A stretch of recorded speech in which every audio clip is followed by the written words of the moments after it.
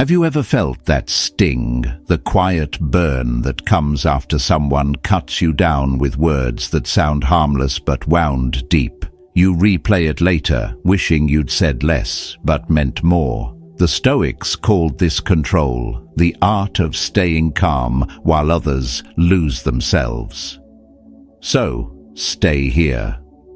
Let's uncover how silence can speak sharper than anger ever could.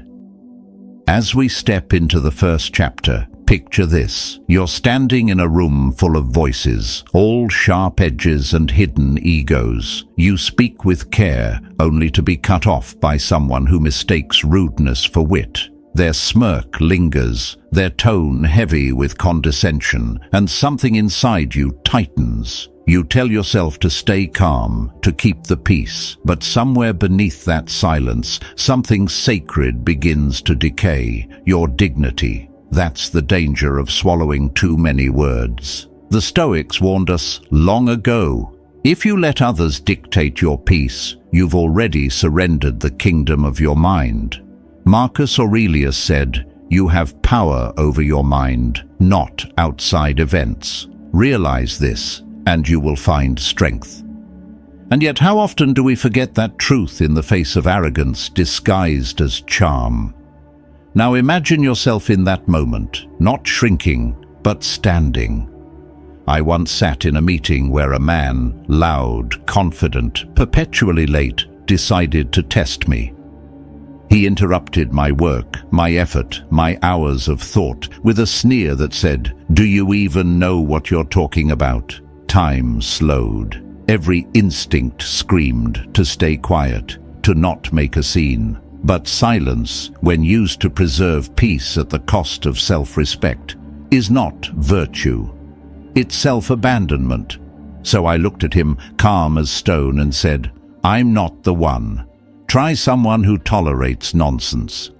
The room fell still. His smirk collapsed under its own weight. No anger, no shouting, just clarity. That's when I understood. Most rude people are not strong. They are simply unchallenged. Here's what they don't teach in leadership seminars. Power is not in the volume of your voice, but in the weight of your composure. Rude people thrive on chaos because chaos hides their emptiness. They interrupt, not to express truth, but to avoid facing their own stillness. They talk over others because silence terrifies them. It forces them to see themselves. Seneca once wrote, "No man is more unhappy than he who never faces adversity, for he is not permitted to prove himself." In the same way, those who provoke others never confront their own poverty of spirit. Their cruelty is just the armor of insecurity. So, when you meet them, don't mirror their noise. Don't hand them the satisfaction of your reaction. Instead, meet their storm with still water. There will be times when you feel that tremor inside, the urge to explain yourself, to defend your worth to those who have already decided not to see it. But explanation is not your duty. Self-control is. The Stoics taught that calmness is not withdrawal from conflict, but mastery within it, to respond without losing yourself. To stand so grounded that others feel their chaos disarm itself upon contact with your peace. The truth is, when you stop apologizing for drawing boundaries, people will say you've changed. Let them. When you stop laughing at jokes that cut your skin, they'll call you cold. Let them. You were not born to be soft clay for others to mold. You were born to stand firm, to protect the quiet fortress of your own mind. Every time you choose calm over reaction, every time you speak truth without venom, you reclaim a piece of your power.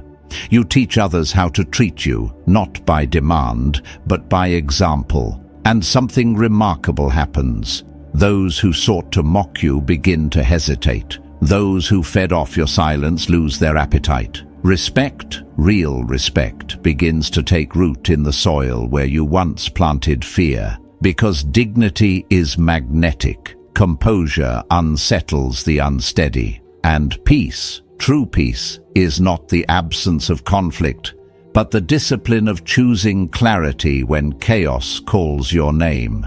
So the next time someone tries to cut you down with sarcasm, look them in the eye, steady, calm, unshaken, and say quietly, "Try someone else. I'm not the one." That's not arrogance. That's the sound of self-respect. The moment you stop explaining yourself to those who disrespect you is the moment you become untouchable. That moment of calm will echo far longer than any argument. Moving into the second chapter, picture this. You share something that means the world to you, something born from quiet hours and honest effort. And then someone, with a smirk or a few careless words, decides to weigh it down with judgment. They speak as if their voice were the center of truth, as if your worth were up for their approval. You feel the old pull to defend, to explain, to make them understand. But wisdom begins where defense ends, because not every voice deserves to echo inside your mind. And not every opinion is worth the peace it steals. There's something strangely predictable about those who hand out criticism freely. They believe that by speaking, they've earned significance, that their disapproval should shape your path. But as Epictetus once said, it's not what others say that disturbs us, but how we choose to receive it. Their words have no power until you grant them entry. True clarity begins the moment you realize this. I'm not offended. I just don't value your opinion enough to care. That's not arrogance. That's ownership of your inner world. I remember this moment with absolute stillness. There was a man I knew once, always wrapped his envy in politeness, always disguised his insecurity as advice. Let's call him Derek. One day I shared a project I'd been working on for months. It wasn't perfect, but it was mine, honest, vulnerable, and alive. Hours later, his comment appeared beneath it. "Feels kind of cringe. You sure this is the vibe you want?" For a heartbeat, I felt that sting, that urge to justify myself. But then something deeper spoke, a still voice inside that said, "You owe no one an explanation for your truth." So I replied, calm and unshaken, "I'm not offended. I just don't value your opinion enough." No venom, no sarcasm, just clarity. And the silence that followed was worth more than any argument I could have given. Because the moment you stop trying to be understood by those who do not understand themselves, you become untouchable. Most people who criticize loudly have built nothing. They throw stones from the safety of the sidelines because it's easier to judge than to create. Marcus Aurelius wrote, "Waste no more time arguing what a good man should be. Be one." In the same way, waste no time arguing what good work should look like. Do it. Stand by it. Let your actions speak for themselves. The truth is, the more you grow, the more you'll attract two kinds of people: those who recognize your light and those who can't stand that it reminds them of their own darkness. They'll mask envy as feedback, sarcasm as honesty, concern as wisdom. Let them. You're not required to absorb their noise. Stoicism teaches that your mind is your domain. Guard it as you would a fortress. Don't turn it into a marketplace for opinions that add no value to your peace. If you let every comment linger, your soul becomes crowded with voices that were never meant to live there. Protect your gates. Not every knock deserves an answer. When someone throws shade, wraps their jealousy in humor, or labels your authenticity as too much, remember this: their reaction is not a reflection of your truth, but of their discomfort with it. Smile, breathe, walk on. Because nothing unsettles the insecure more than a person who no longer needs their permission to exist. So, the next time someone tries to hand you their judgment like a gift, leave it unopened. You don't owe them anger, defense, or validation. you owe yourself peace. Say it softly if you must, but let it ring clear within you. I'm not offended. I just don't value your opinion enough. And when you can say that with calm certainty, you've already won the only battle that ever mattered, the one within. Advancing to the third chapter, picture a room filled with noise disguised as confidence, laughter that bites, smiles that cut, and people mistaking cruelty for charisma. Some insults don't come from honesty, they come from hunger, a hunger to be seen, to matter, to fill the silence they can't stand within themselves. They throw their jabs like children tossing stones into water just to hear the splash. They're not seeking truth, they're starving for reaction. Epictetus once said, "What upsets people is not things themselves, but their judgments about things. And when you understand that, you see the truth beneath their words. They are not attacking you, they're begging to be noticed." I remember a gathering I once attended. Good people, easy laughter, calm energy, until he arrived. Every group has one. The performer, the self-appointed comedian, the kind who measures their worth by how many eyes turn toward them. He had a habit of cutting others down, cloaking his envy in jokes that always landed 1 inch too deep. And that evening, as if drawn by instinct, he turned his attention to me. "Still working on that little project of yours?" He smirked. "Must be nice to have that much free time." The old version of me would have laughed awkwardly, maybe explained, maybe tried to smooth the moment. But that day, I didn't. I looked at him, slow and steady, and said, "That's a strange way to beg for attention. Do you need a hug or something?" The room went silent, not awkward, but clear, because everyone saw it for what it was. Not humor, not confidence, just insecurity dressed up as performance. In that instant, I didn't win a verbal fight. I revealed the truth. Here's the quiet power of such a moment. You don't have to humiliate the insecure, you only have to hold up a mirror. And the mirror doesn't lie. The Stoics understood this art of exposure without cruelty. Seneca wrote, "Anger, if not restrained, is frequently more hurtful to us than the injury that provokes it." In the same way, when someone provokes you with disrespect, your calmness becomes their undoing. Because attention seekers don't fear being insulted, they fear being seen. And once they're seen, their mask cracks under the weight of truth.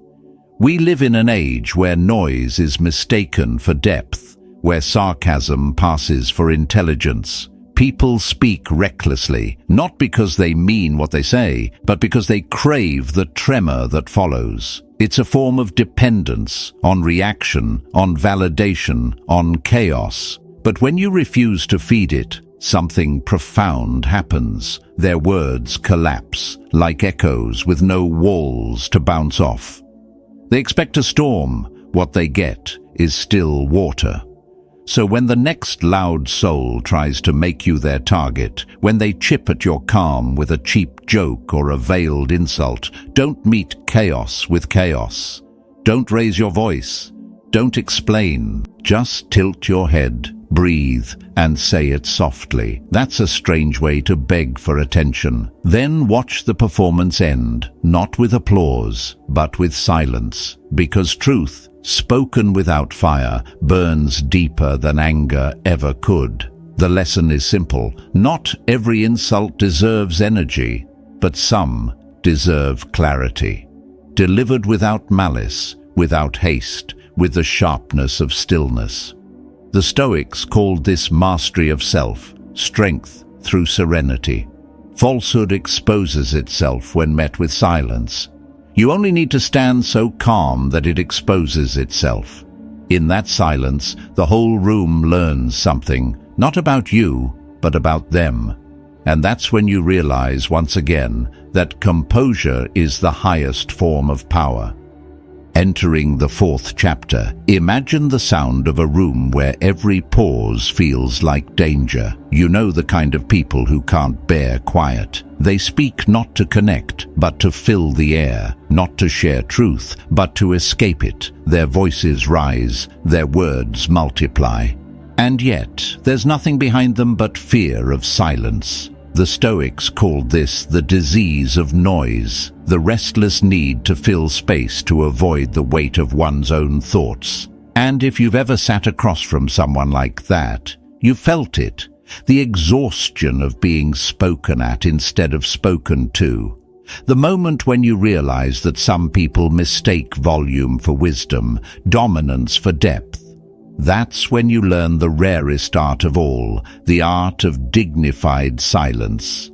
I once found myself in a group chat that had long since lost its purpose. What began as a space for ideas became a stage for one man's endless monologue. Let's call him Jordan. He always had something to say, and it always sounded the same. First to type, last to leave, convinced that repetition made him relevant. He would correct others, misquote philosophy, and sprinkle negativity as if it were intellect. It wasn't conversation, it was performance. One evening, in the middle of yet another lecture on a subject he clearly didn't understand, something in me stilled. I didn't roll my eyes. I didn't argue. I simply wrote, "Every time you speak, it's a reminder to value silence." No sarcasm, no aggression, just calm precision. The chat went silent. Because the truth doesn't need to shout, it only needs to arrive once. That moment taught me something the Stoics knew well. Restraint is not weakness, it's sovereignty. Seneca once wrote, "As long as you live, keep learning how to live." And sometimes that learning means knowing when to close your mouth and let the noise around you reveal itself. When you stop rushing to fill silence, you start to see who cannot stand it. Those who fear stillness are those most disconnected from themselves. The truth is, some people talk not to enlighten, but to escape. They are terrified of quiet because quiet forces them to face the mirror within. In stillness, there's no applause, no validation, no audience, just reality. And so they speak louder, longer, faster, hoping that if they never stop talking, they'll never have to listen. But the Stoics remind us, real strength doesn't come from saying more. It comes from saying only what matters. Let silence, Marcus Aurelius wrote, be your general rule, or say only what is necessary. There's beauty in brevity, elegance in restraint, power in choosing not to speak when speaking would only feed the noise. Empty barrels make the most sound. It's true in life as it is in nature. Those who know little must shout to feel heard. But those anchored in wisdom need only a whisper. So the next time you're in a room where someone mistakes confidence for clarity, where they hijack the air with recycled words and borrowed certainty, don't compete. Don't match their volume. Look at them calmly with the kind of composure that disarms, and say softly, "Every time you speak, it's a reminder to value silence." That line isn't cruelty, it's truth wearing grace. Because what you're really doing is reclaiming the space they've filled with emptiness. You're teaching without effort that stillness is not a void, it's a form of strength. Silence, when chosen with purpose, doesn't mean absence, it means control. It means wisdom in motion. And when you can stand unshaken amid all the noise, when your calm becomes the mirror in which others see their own chaos, that's when stillness becomes your sharpest form of strength. At this stage, imagine someone throwing words like stones, soft enough to sound casual, sharp enough to draw blood. They want to see you flinch. They want proof that they still have access to your emotions. That's what most insults are, not truth, but control. And when you don't give it to them, when you stay calm, unbothered and whole, something inside them falters. Because power built on reaction collapses the moment you refuse to react. So, when I look someone in the eye and say, "If you're trying to hurt my feelings, you'll have to try harder," it's not defiance. It's freedom. It's the quiet certainty of a person who no longer bleeds for careless words. I wasn't always that way. I remember when words hit like arrows, when laughter at my expense felt like truth. I remember a boy once mocking my clothes. "You actually think that looks good?" And I pretended to laugh, but I went home and changed. I remember someone scoffing at my dream. "That's adorable. You think you'll actually make it?" And for weeks, I doubted myself. I carried their voices like weights. But time, as Marcus Aurelius said, is a great sculptor. It chisels you with loss, betrayal, and solitude until all that's left is what's real. You stop seeking the world's softness and start forging your own armor, not made of pride, but of clarity, not to keep others out, but to keep your peace in. Here's the truth the Stoics lived by. No insult can wound a person who knows themselves. If anyone tells you that a certain person has spoken ill of you, Epictetus wrote, do not make excuses, but answer, "He was ignorant of my other faults," or "He would not have mentioned these alone."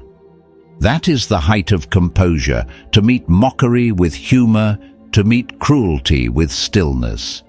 Because once you've faced storms that shook the ground beneath you, a few raindrops can't make you run for cover. People can only pierce you deeply when you secretly believe what they're saying.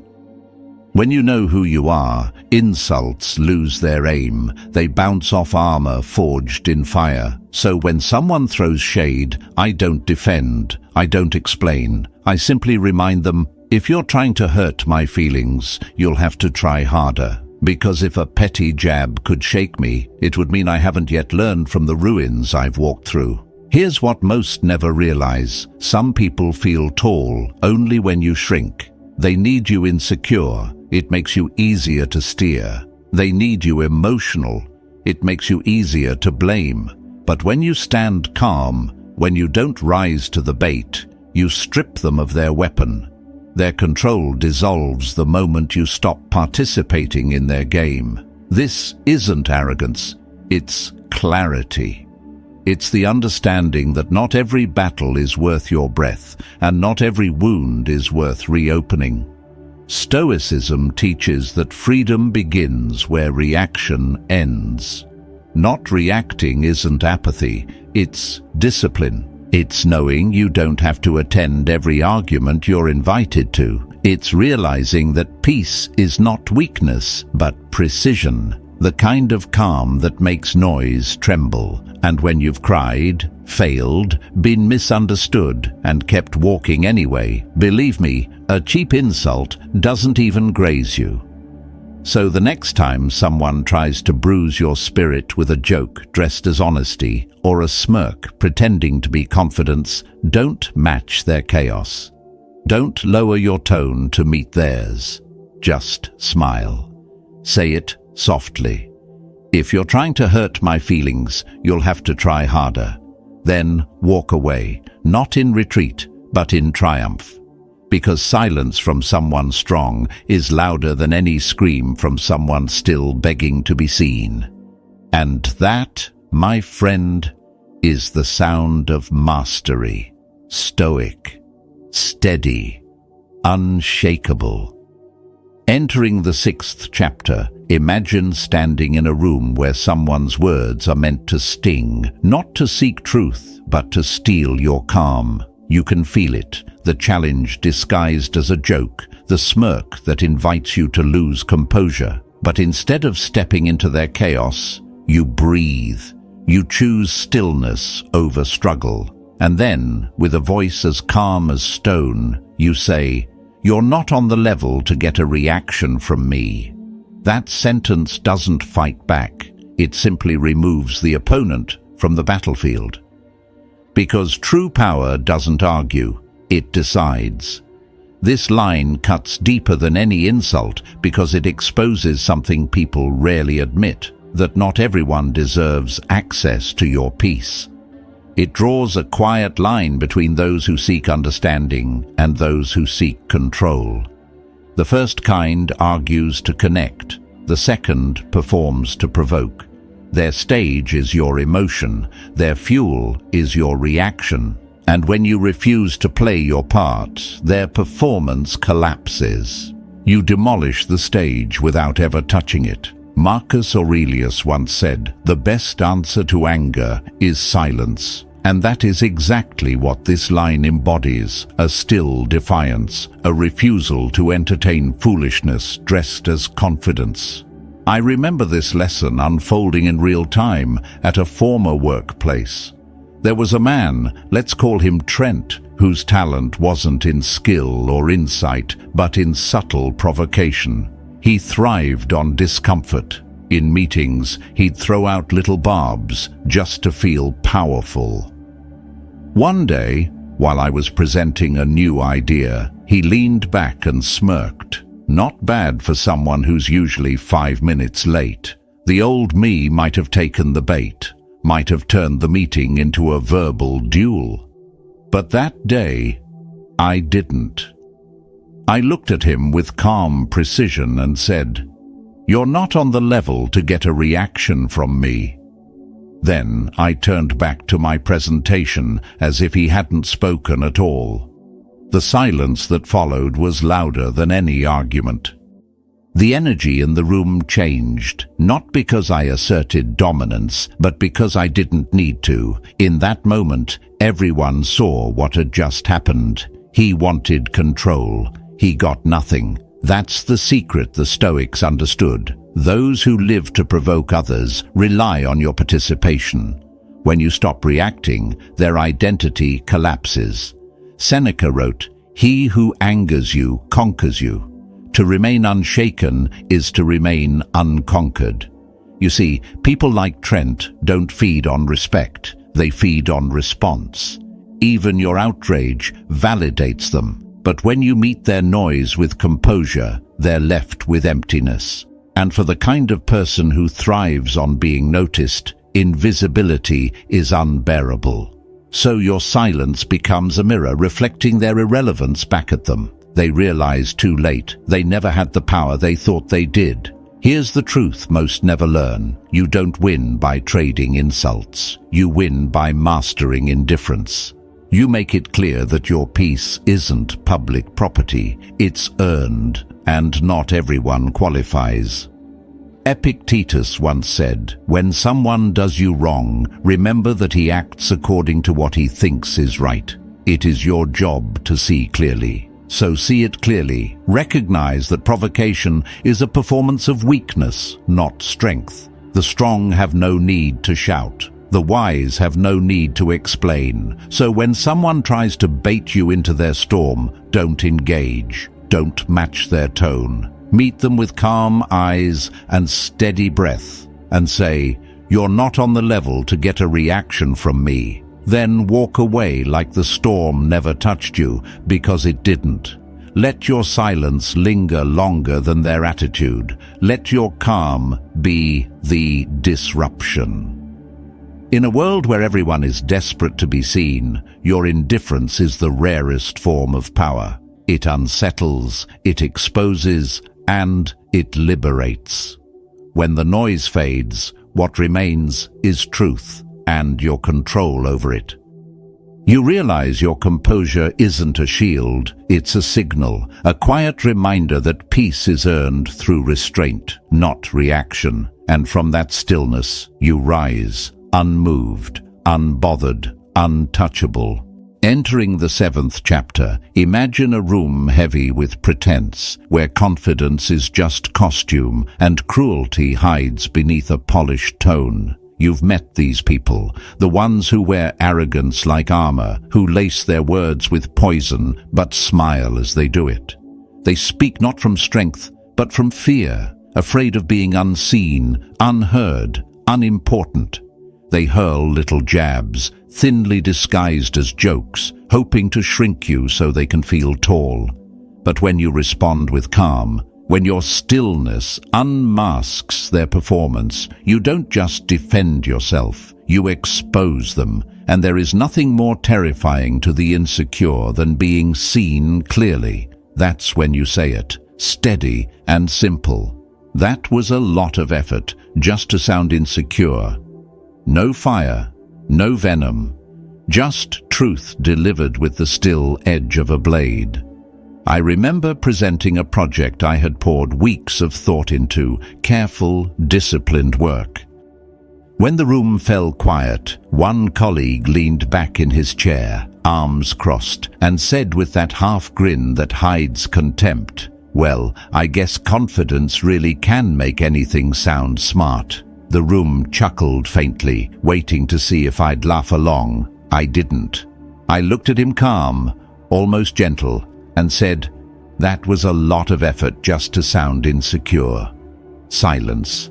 Not awkward silence, truthful silence, the kind that exposes what everyone already felt but didn't have the courage to say. His smirk disappeared, his posture shifted, and the air in the room changed. Because arrogance collapses under calm scrutiny. You don't need to fight noise, you only need to hold up the mirror. Seneca once said, "He who is brave is free."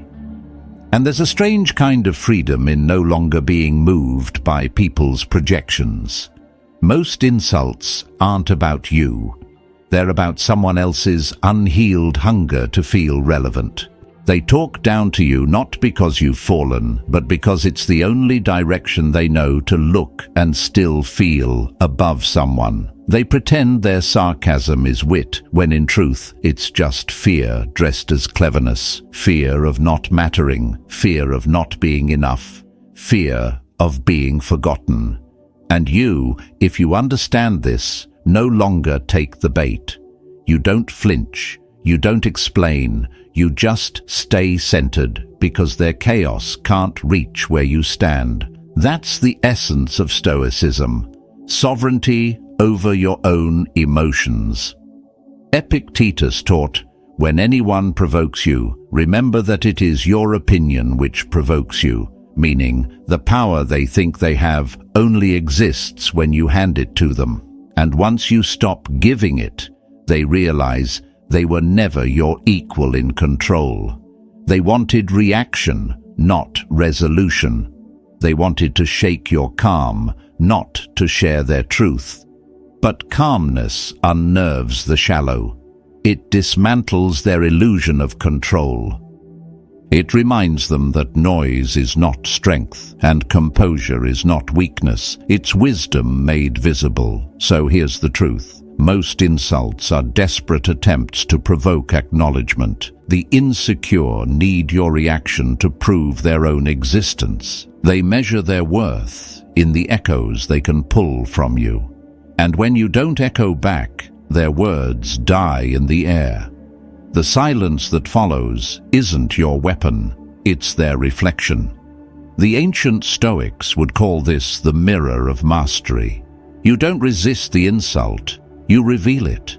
The moment you refuse to be offended, they are forced to meet the part of themselves they were trying to hide from, and that's what burns. When you say, "That was a lot of effort just to sound insecure," you aren't insulting them, you're describing the truth. You're shining light where they hoped for shadow, and the most elegant power of all is truth spoken without malice. The Stoics knew this well. Words are tools, but silence is an art. After you say it, stop. Don't over-explain. Don't soften it. Let the stillness do the rest. The silence that follows isn't empty, it's charged, because everyone in the room feels it. They see the truth ripple through the air, not loud, not cruel, just undeniable. The beauty of Stoic control is that it doesn't seek to conquer others, it conquers self. You rise above not by shouting over noise, but by refusing to enter the arena where noise thrives. When someone mocks your peace, your work, or your presence, remember this: your calm is not a lack of power, it is proof of it. The strong don't need to react. They only need to reveal. And sometimes revelation comes wrapped in quiet words that carry the weight of mountains.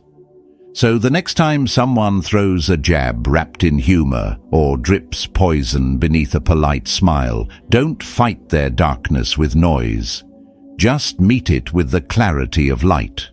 Look at them, steady and still, and say, "That was a lot of effort just to sound insecure." Then say nothing more. Let the silence work. Let the moment breathe. Because truth, once spoken with calm conviction, doesn't need repetition. It needs space. And when you can stand in that space without flinching, you've already mastered the art of restraint. Marcus Aurelius once reminded himself, "The best revenge is not to be like your enemy." Remember that the next time someone tries to drag you into their pit, the goal isn't to out-talk them, it's to outgrow them. Because when you master your response, you master the moment. And when you master the moment, you become untouchable. These comebacks are not meant to impress. They are quiet boundaries, calm reminders that your peace is not up for negotiation. Each one carries the voice of composure, the strength that does not shout, and the wisdom that does not seek to be seen. They say clearly, "You do not earn my attention just because you raise your voice." True power is not proven by reaction, but by restraint, not by winning arguments, but by refusing to be pulled into chaos. The Stoics understood that silence, when chosen with clarity, is a language of mastery. It speaks of self-respect, dignity, and the deep knowing that you are no longer controlled by the noise around you. The next time someone tries to provoke you, remember this: storms only have power over those who step into them. Stay calm. Stay rooted. You do not need to shout to be heard or fight to be right. You do not even need to explain yourself to those who have already chosen not to understand. A single sentence, spoken with calm precision, can pierce through arrogance more sharply than any anger ever could. When someone throws words meant to wound, let them feel the weight of their own tone. Your silence will echo longer than their noise. Speak once with clarity, then step away. Not because you are avoiding the battle, but because you are choosing peace over performance. That is not weakness, it is direction.